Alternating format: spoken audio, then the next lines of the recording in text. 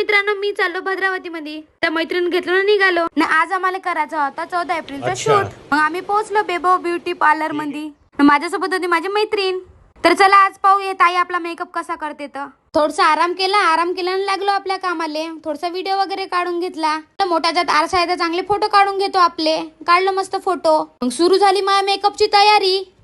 अजी थांबा आता बहुत मेकअप बाकी आहे. ताई म्हणत होती घरून काही लावून आले का म्हणून सगळं पुसून देत होते चेहऱ्यावरच. मी म्हणलं ताई काहीच नाही लावून आलो जी, अंघोळ धुवून आलो म्हणत तरी पुसून देत होती मस्त. हे आहे पार्लरची ओनर.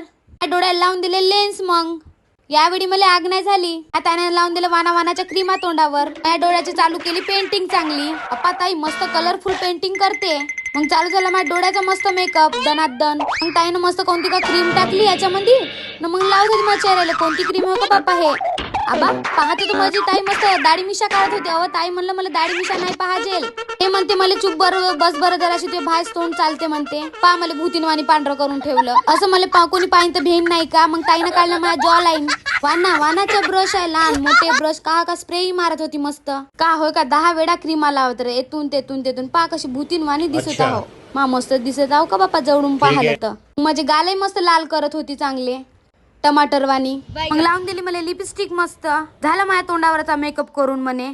आता लावायचे होते कपडे. थांबा मी लावून येतो. नेक्स्ट व्हिडिओ मध्ये बघा जो.